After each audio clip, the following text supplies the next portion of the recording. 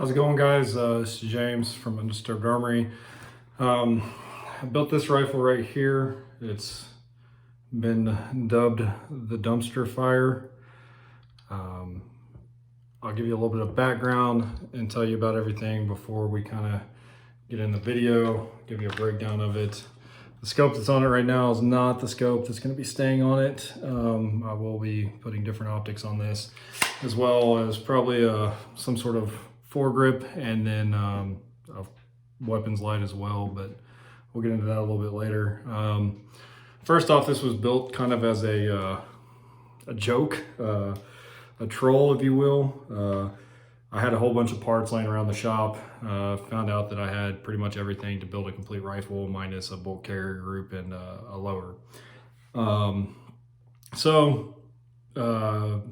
Got my hands on an 80% lower and did all the custom engravings you see, from the logo there to the manufacturer info to the fire safe markings, which are hilarious. Once you actually kind of get into the video here, you'll kind of see what I'm talking about. It's also the model number and serial number there, just as good, 001. It's not Cerakote, it's spray paint. I did it last night here in the shop, actually. All the stippling I did with a soldering iron right here in the shop. It's like, I don't know, a ton of different patterns on here. The barrel is a 16-inch DPMS barrel that I took off a customer's gun and swapped out with the Wilson Combat as he was looking for an upgrade. The linear comp was something I had in my toolbox. I couldn't even tell you where it came from. The gas block is actually, or was, an A-frame front sight post that I shaved and, kind of bobbed there and just made it more not so A-framey. The Magpul furniture was stuff that we upgraded on other guns, going to like a free float rail or whatever. My buddy Ty gave me the Magpul stock. I replaced his stock with a UBR Gen 2. Everything else, minus the lower, obviously, was something I had laying around the shop. The bolt carrier group is a Palmetto State Armory. I don't know if I can get that to focus, but it's Palmetto State Armory. You can see it's a little wet right now. It's actually WD-40. It's not rim oil or shooter lube or anything like that, because I didn't have anything with me out of the range. Yeah, so let's get into the range story here, and then I'll edit and cut to some video here so you can kind of see what happened. I got it out there, fired a couple test rounds through it right off the bat. Cycled fine for those first couple. I went to run the entire mag, which was a 30 round PMag. I started having issues. It was failure to feed properly. It boiled down to a couple different things. One, the buffer that I had in here was a heavy buffer, because I normally run heavy buffers and I had a spare one laying around the shop. So that's what I threw in here. It didn't like it at all.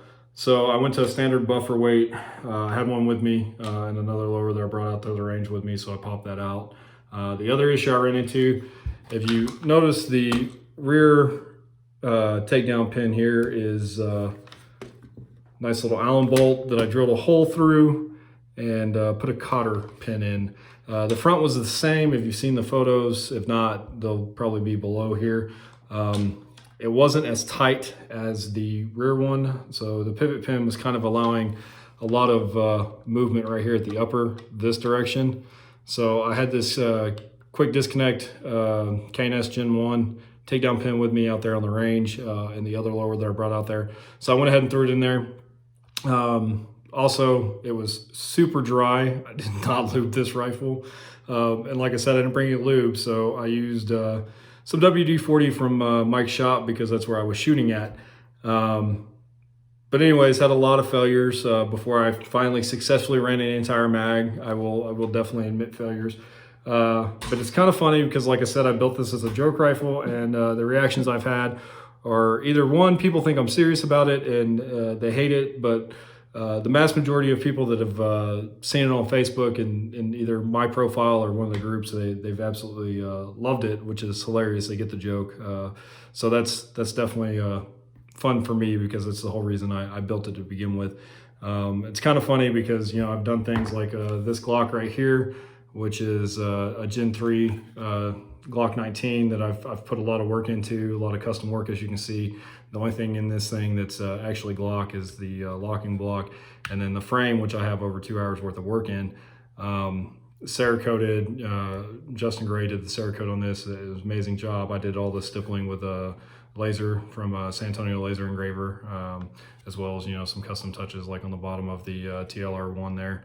And then everything in it is completely custom, and you know, CMC barrel, CMC trigger, and it was just one of those things that I thought I would get a whole lot of reaction off of this gun, and I really didn't. You know, people love it, but I didn't, social media wise, I didn't get really the reaction that I thought I would get versus the reaction I've got off of this dumpster fire, if you will.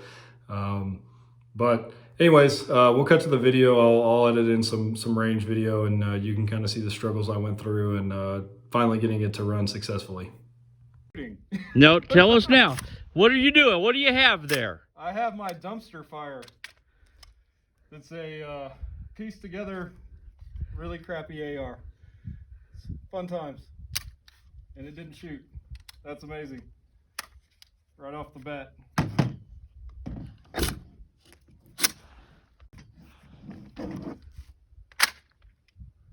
It'll shoot this time. Question is, will it cycle? To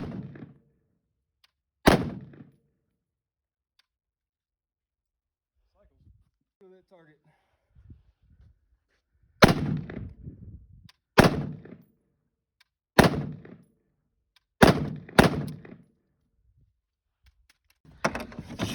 All right, she needs lube, so I'm putting WD-40 on her.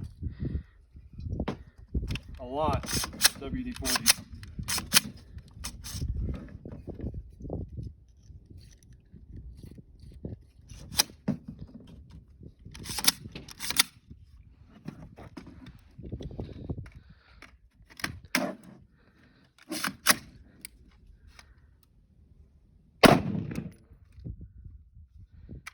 All right, after some technical difficulties with the dumpster fire, I think I got it figured out. I think there was a buffer issue, which I actually brought another buffer just in case that was going to be an issue. About to put it back together. I'm gonna have to stop so I can rotate the camera. I've got it apart, just changed out the buffer in it. Lubed it up with some WD-40. We had some technical difficulties, but I'll get y'all set up and I'll come over here and shoot it. Let me show you the target first. I've already put some holes in it. Of course, I'm only at, like, I don't know, somewhere between 7 and 10 yards. And the scope has not been zeroed for this rifle. So anyways, let's get this going. All right, so after some troubleshooting, I got it back together. You can see I changed out the front pin. I put a QD in it. The bolt that I had in there was allowing too much wobble. So, you know, I'm all about admitting wrong. It's still the dumpster fire. I think I've got it figured out now. So we're gonna run this, see what happens. Mag change as well. You know, got a little full send on there. So we're gonna send it, see what happens. I don't have a full mag, but I have enough. So here we go.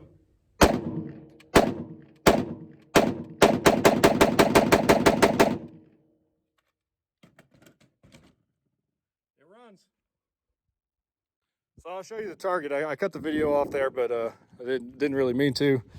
It's you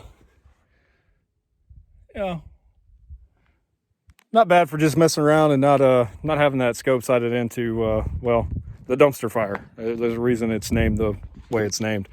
Anyways, thanks for watching.